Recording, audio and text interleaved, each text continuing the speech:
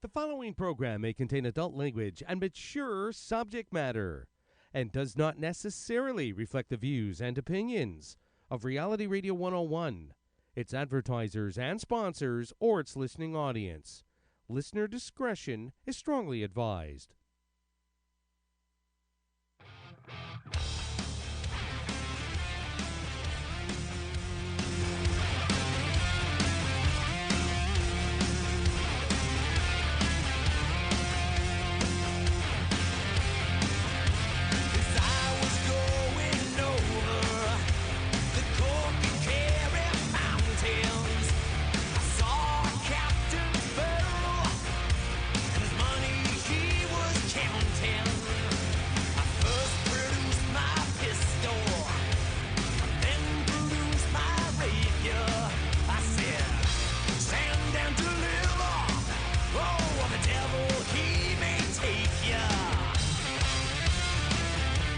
Welcome to the Canadian Cigar Scene with your hosts Julian Luke and Kevin Newell, right here on Reality Radio 101.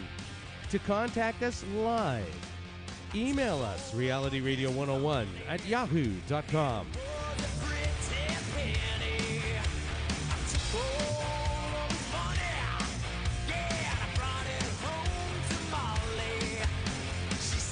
And now, your host of Canadian Cigar Scene, Julian Luke.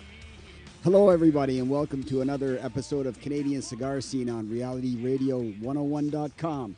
You probably recognize that the introductory voice tonight is a little different.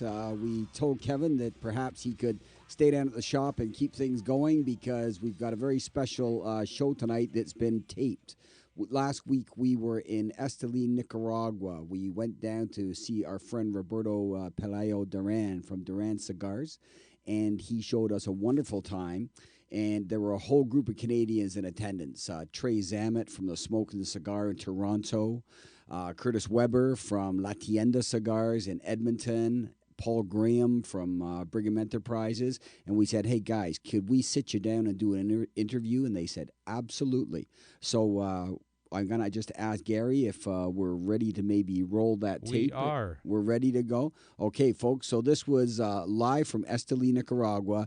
Just be aware that you will hear barking dogs, goats, cats, cars, trucks, and everything because it's a very grungy, industrial kind of town, but the people are wonderful and the cigars are magnifique. So without any further ado, we're going to listen. Hello, everybody, and welcome to another edition of Canadian Cigar Scene. I'm here with my compadre, Jew. Welcome, Jew. How you doing? I'm doing amazing. I can't believe I'm actually enjoying a cigar during a broadcast. And where are we sitting right now? We are in Esteli, Nicaragua with some amigos from Canada. Absolutely. Let's go around the table and everybody introduce themselves. Go right ahead. I'm Curtis from La Tienda Cigars in Edmonton, Alberta. Welcome, Curtis. Paul Graham, National Sales Manager from Brigham Enterprises. And Trae Zammit from the Smokin Cigar Toronto. That's in Toronto, is it? Toronto? I thought they closed. I thought they did too. Not yet. Well, welcome, everybody. We had a fantastic day today. The reason we came was the hospitality of Brigham Enterprises brought us all up here to tour the Azan factory, Roberto Duran's factory, Nicka Tobacco. It's been a great day today. He's a beauty. He's just, Roberto's just a fantastic guy. We've had him on the show a few times, and he's been just an ambassador for the tobacco industry. So let's talk about the day today. Great day. Yeah, basically sat around and tasted different blends. It was very eye-opening, and it was really cool to see everybody's different input on each cigar that we had, and we did 6 cigars today. Yep. Yeah. I think there's worse things other people could be doing. That's right. Yeah, 6 cigars is pretty good. With espresso and beer and rum and. Yeah, there are tougher jobs out there. There is. But I thought it was kind of neat that everybody had, the input was fantastic, but you always learn more listening to other people as well, don't you? Oh, absolutely. And getting outside of your circle, Yeah. When you're smoking in your same circle all the time, you hear the same guy's opinions. It's nice to hear someone else. Yeah, absolutely. Like Curtis, was this your first time coming to Nicaragua? Or It is my first time to Nicaragua, yeah. What's your impression been? It's a beautiful country. It seems very safe, and I've had lots of fun, and all the cigars have been good. Yeah, you did the trek to Mombacho in Grenada on Yeah, we did Friday. Mombacho on Friday. Yeah. And just hung out in Grenada, and then came here with you guys. Perfect. Yeah, that 2-hour drive from Esteli is always a good time. You know? Very comfortable. Make sure you load up a couple of pints and lots of cigars, and away we go, right? 8 guys in a van. Yeah. It smelled just fine. And hot box in the car is good. Guys are probably going to be wondering what all the background noise is. Of course, we're sitting in a bar enjoying a cerveza, and you can hear the sounds of traffic in Esteli. So, Yeah. pardon us, but Yeah. this is live on location. That's right. So, what was your impressions of the day today, Trae? Well, I mean, you know, working with Roberto and Brigham, of course, has been something I've been doing for a long time. I first met Roberto actually in 2011. And I mean, Brigham has been part of my business since 1997. And I mean, coming to, you know, Esteli now, this is my 6th trip in 18 years. I mean, I should come more often. We've been manufacturing and getting Nicaraguan cigars made for us. You know, I first started off with Perdomo in 1997, I think 98. So it's been a big part of my business for a long time. Yeah. And every time I come, I learn something new. You Every do. single time. It I doesn't see matter. something new. That's right. It doesn't matter what Yeah. factory you go to. You always see something unique and different. I mean, today when we went to the room where they bring the Ecuadorian wrappers into that misty. It was a really misty room. Processing plant, Yeah. yeah. And That's a unique process yeah. I've never seen before. How And they- I've never seen it before. they don't hang there to rehydrate the tobacco. They don't actually wet it and hang it. They actually open it up into like a flower. Yeah. And let the mist, the steam almost. It wasn't laid out flat. Yeah. It's totally different. It's a very unique process I've never seen before. Yeah. And they're saying they're getting a lot more yield that way and a lot less damaged wrapper as well. Yeah. A lot less. So he's getting much more product out of it.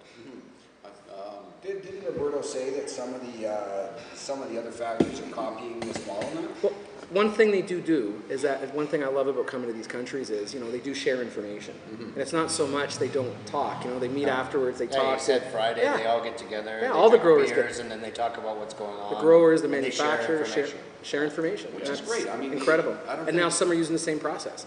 I don't think you ever hear of General Motors and Ford sharing industry secrets or Coke and Pepsi. It's such a, you know, it's a big business. There's a lot of money involved in this for a lot of supply, for a lot of growers and manufacturers. But they also, you know, they want everybody to succeed. It seems like, you know. And Roberto said today that the industry is sort of always on the edge. Mm-hmm. So you have to support each other. Otherwise, right. it's not going to work out.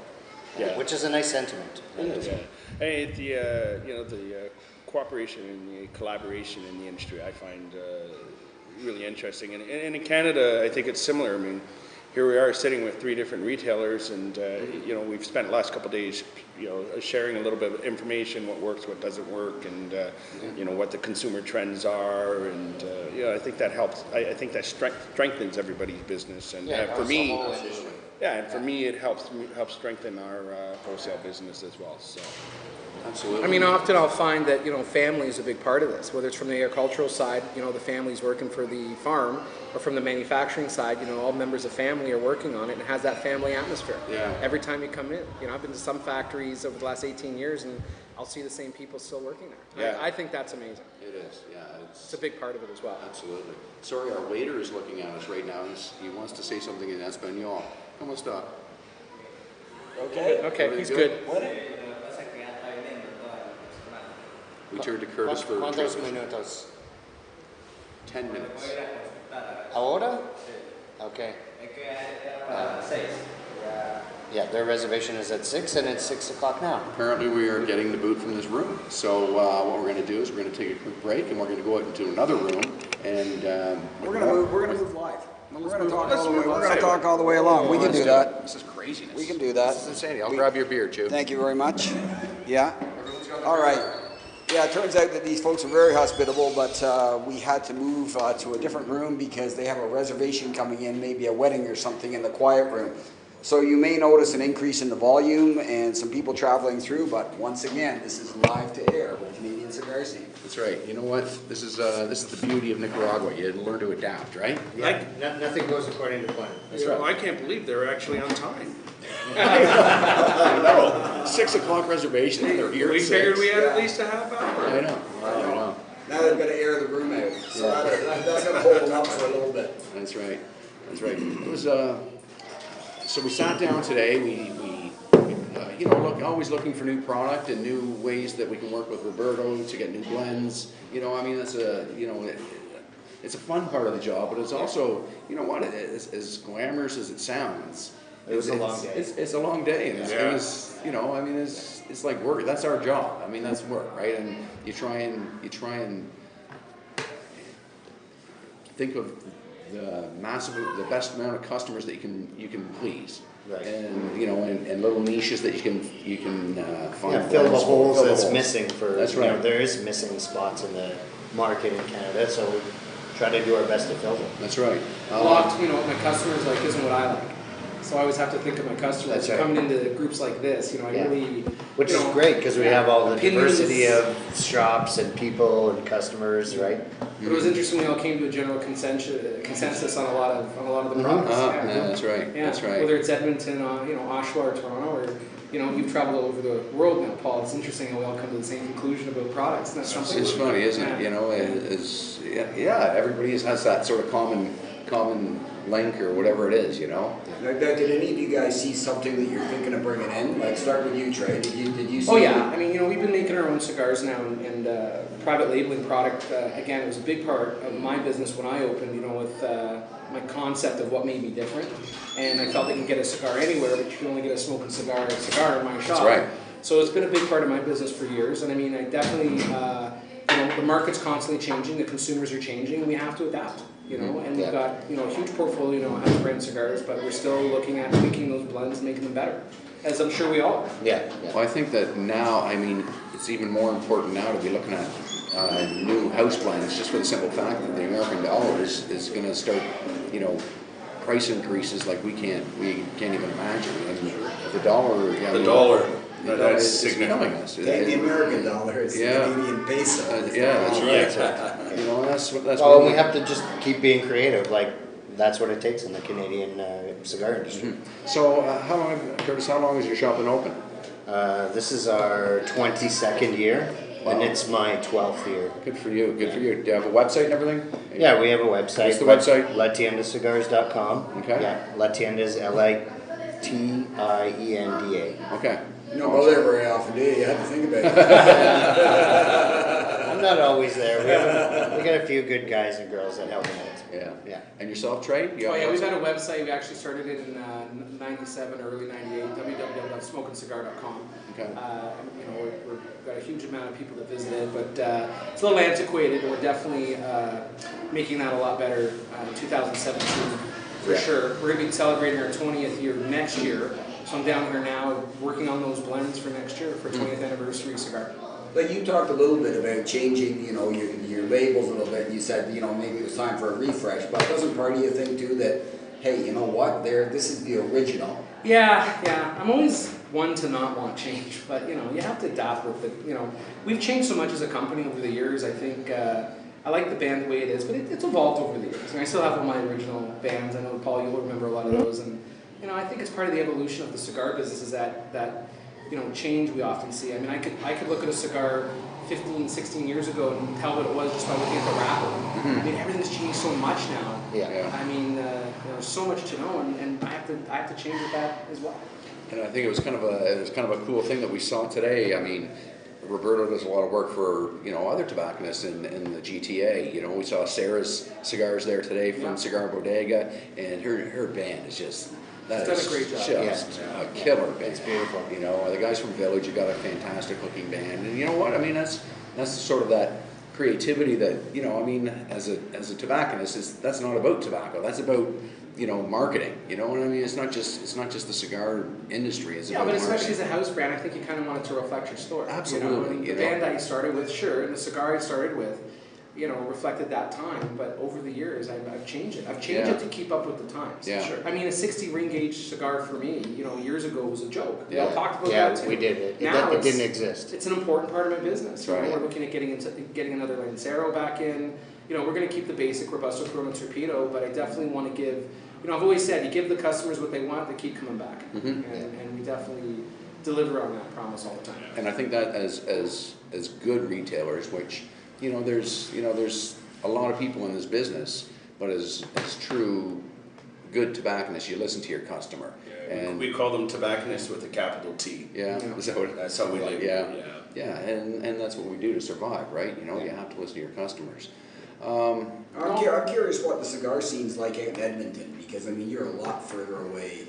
Yeah, the cigar scene in Edmonton's really strong for a small city. There's lots of good competition and some not so good, but it's a very wealthy blue collar city that enjoys its cigars, and it's had a long history. In fact, in the early 1900s we had a cigar factory in Edmonton. Really? Yeah, right downtown. Wow. So You're obviously a destination, but you've got neighbors that are destination locations too. Yeah, that's right. Yeah, we've been a destination there for 20 years or so, but recently, there's a great new bar next door called the Three Boars, and that brings in people from all over the city and beyond. And then on the other side, a totally different spectrum. There's like a raw, organic food restaurant with a yoga studio called Nourish, and so we get all spectrum of people in our little tiny block.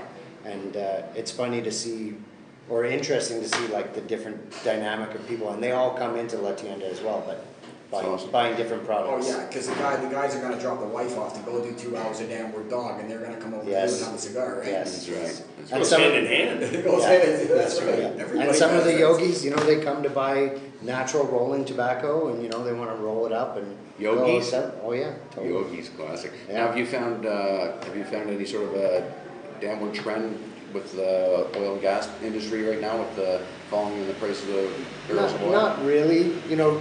We saw maybe a slight slowdown from last year, but this was still the best year that we've had. Okay. So, I think it's just sort of tapered off, right?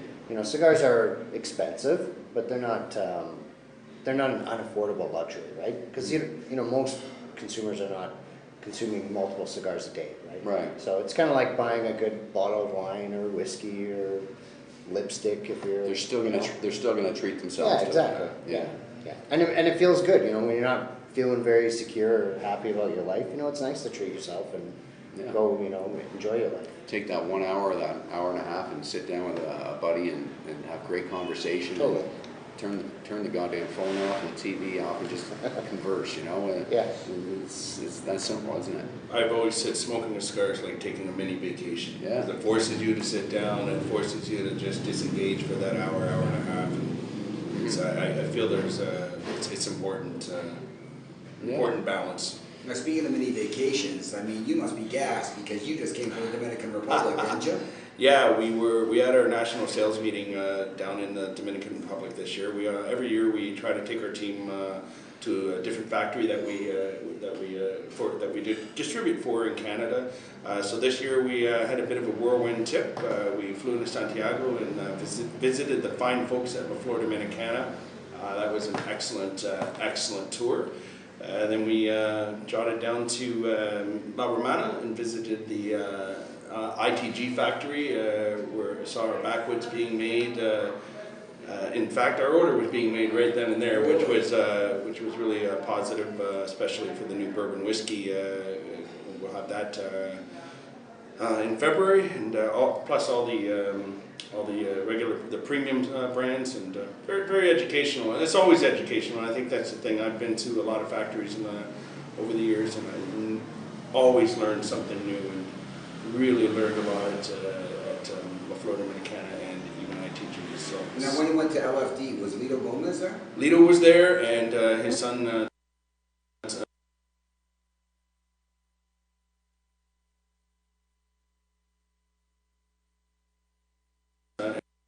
Tony Gomez were both there. Fantastic hosts for lunch one day. Roasted a nice pig right on the spit. Awesome. Great factory, great field tour, everything. Because doesn't Lito have a Toronto connection? Yeah, so Leo actually spent about 5 years in Toronto from about 73 to 78. His brother was there at the time, so he came over to Toronto, I think he was around 18 or 17 or 18 years of age from Spain. And he did a number of jobs. I didn't realize how many jobs he did. He was a waiter, he worked in retail shops, I think and everything. I think the jewelry store was the pinnacle of the whole thing, and that's... Well, the jewelry store was in Miami. Okay. Yeah, and I was, I thought it was the other way around. He had a jewelry store business in Miami, and he always, there's a very long story behind that where he got robbed and so forth, and he thanks them. You know, somebody asked him, if you ever ran into the robbers, what would you say? He said, I would thank them because it put him into the cigar business. In the cigar industry, yeah. I gotta say, fantastic host, really great trip. All right, can you let any sort of cat out of bag? I mean, did you talk about anything new possibly coming into the Canadian market? Yeah, you know what? I think we'll be looking. I'll share a few things. We're definitely going to be looking at adding a few lines from La Flor Dominicana. For sure, some of the 1994s, which are a very strong brand in the U.S. We're going to look at the Lennox, which has received some fantastic ratings, as high as number 2, depending on what. And that was high on your list, Trae, as far as something that you wanted I to gave look a at. few ideas to look into as usual to see if we can get some stuff. And I was also. Well, I got some samples being muled back to Canada. I'll be dispersing those. Muled. Yeah. What else were you thinking as far as the LFD line? Was there something else that No, sort of intrigued you? Or? what was that? Mysterio? The Mysterio. Mysterio, looking at maybe we just get that in as a special order. Yeah. Once or twice here, I think we'd all agree. We'd like to see some of their more, not prestigious, how can I put it, higher end brands kind of come in and give us the opportunity to get them, offer them to our customers. Yeah. Some of their small batch production. And I really like the idea that, the guys at Brigham offer us the opportunity to have some sort of an exclusivity, with certain tobacconists that, that are doing things right, and allowing the ability to share that with our customers is fantastic, right? Yeah. Some of the, the Florida Dominicana is, from a price standpoint, certainly it's higher than the average consumer. But with that being said, after seeing their facility, there's a reason why. Their attention to detail, quality control, quality of products is fantastic. Well, I think they're making some of the best cigars coming to the market. I love smoking them. They're one of my personal favorites as well. Yeah, I love to support the line. Yeah, and it was a great trip because as much as you can get done through email these days and phone calls, sometimes you just gotta get in front of people face to face. That's why we all came down here. Exactly. Boots on the ground. It's a different situation. Absolutely. I was lucky enough to bring 3 customers this year. In the past, I've always, brought customers. You brought a customer, a good friend with you as well. And, I love their input. And I love bringing customers to see this experience we get to get. And I always feel I bring back a few new ambassadors, Totally. You get done like 10 times as much in, a very short amount of time. Yeah. So we made a lot of progress on this very short trip. It is. It's a whirlwind for sure. Yeah. Well, I don't leave till next week, actually. I'm still going to the AJ Fernandez factory, so I still got a lot more work to do. Oh, no, you got to put on Hartman. I got life. Jerry Hartman and Sarah Alves will be joining me on Monday with Sal, our importer, who brings in the AJ Fernandez product, and I'm sure I'll be trying some new product there. And we're going to be working on a house blend that he works that they make for us as well, and sort of expanding on some lines. I have a new idea for new size. I want to see if they can make for us and introduce, and we think it can happen. That's one of the reasons why I came down. Yeah, for sure. Now, what's been the feedback you got from the customer you brought down, Simon? Is this like, did he have any clue as to what he was going to see? Oh yeah, he's very well traveled, and he's been down to Havana with me numerous times, and so he sort of knows what it looks like inside the cigar factory, but he was really impressed with today's tasting program, right? Like narrowing down 6 blends, figuring out what we like and what we don't like, talking about sizes, and then talking to everyone else and figuring out, what everyone's opinion is, and then we can make some sort of consensus. I'll tell you, Nika Tobacco is bringing out some of the best wrapper I've ever seen. I gotta agree that with Ecuadorian wrapper. They were all bringing really in beautiful looking cigars. He's going to be onto something great. I mean, the cigars are good now. And I was shocked by what he said to us today was he basically, his premium premium wrapper leaf, he sells all of it, or most of it. 80. What do you say? 80% of it he sells. 90%. Yeah.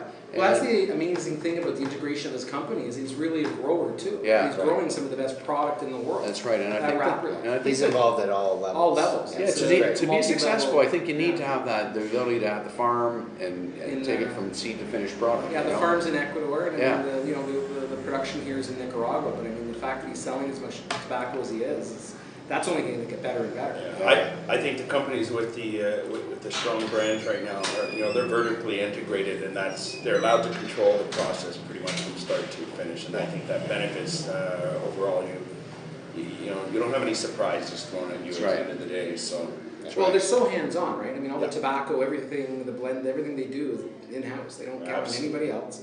For such a small company, I think they're onto something big. And when you have your own farms, it also helps with consistency, I think. That's a key, is consistency year after year, right? Well, they can choose to hold back whatever they want for themselves, right? To keep their brands consistent.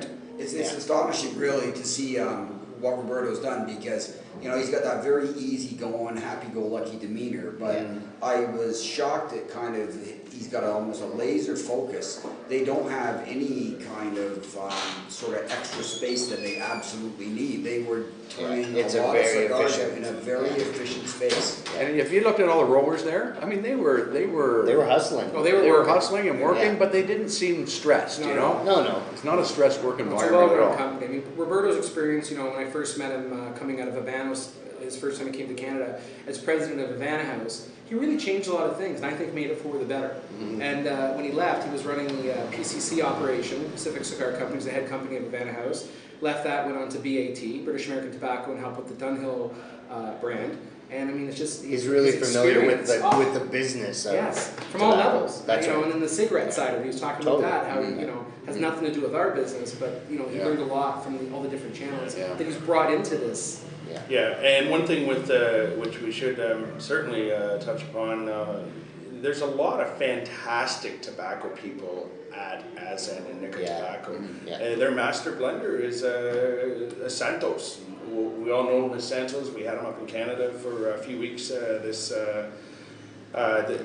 this summer. All three of you guys, stores here, had him in your shop. Sure. Well, they said in 1963 he was one of the first guys to ever make that Salomon cigar that we all love. That's crazy. They go into that cigar. Limited production of 3,000 cigars. But I mean, there's a guy whose hands practically invented a Salomon size cigar. Which is that's amazing. It is. It really is. Yeah, he's a piece of cigar history. It's a very important piece. And what is he? He's in his 80s right now, isn't he? No, he's a little. Is he late 70s, mid 70s? Yeah, I think he's late 60s, early 70s. Yeah, but I mean, this guy, like 1940 or something like that. Yeah. So, but I mean, It's this my guy. dad's age. I remember this now. Born in 42, 73. Yeah, no, there's over 50 years of cigar experience behind him. Not only as a roller, as a teacher, as a blender. He's been recognized in competitions to be, one of the best rollers Cuba's ever had. I mean, the guy's just got hands of gold. And he was a mentor to Roberto. That's right. Oh, That's yeah. mentor. I mean, in one of our other interviews when we had Roberto on the show, I posed that question to him, and he pointed out Santo as being the one guy that he looked up to, and sort of brought him into the whole business when he was fledgling in the industry. Yeah. Well, when I first met Chris Santos, must have been 15 years ago. I'm thinking now, hey Paul, were you working easily back then with us? We were lucky enough to have him as a roller, and I was awed then. Yeah. I thought he was one of the best rollers I've ever seen. But isn't it bizarre to think like that? A man of that age. I mean, he went from Canada to. I mean, he's working. He went from GTA to the West, right, straight across the country to the West Coast. Then he went to Hong Kong, I believe. Yeah. And he stayed there. Yeah. Stayed there for 3 weeks, I think. He was on the road for 6 weeks. Yeah, what a work ethic the guy has. At that age. Yeah. That's impressive. And he's got an incredible memory. You meet him once, and then it's 15 years he later, and he remembers remembers people. Yeah. He's like Avo. Yeah. Avo's the same. Yeah. Exactly. Yeah. We got about 4 minutes left, so I'm just thinking, we should talk a little bit of, get a couple of minutes on both your stores. Now, Trae, I want to start with you because you've always been an innovator. I mean, and the latest thing I hear from you is you're running the BIA for your whole neighborhood around your store, aren't you? Yeah, I've been in my community now over 25 years in the Leaside area, Bayview Bayview's an important part of my life. My family's there, my roots are there now. I first started off with a store. It was 300 square feet. I moved. I opened that in '97. By '99, I went up to 600 square feet. Humidor was 3 times as big. I thought, oh my God, I'm never going to fill it.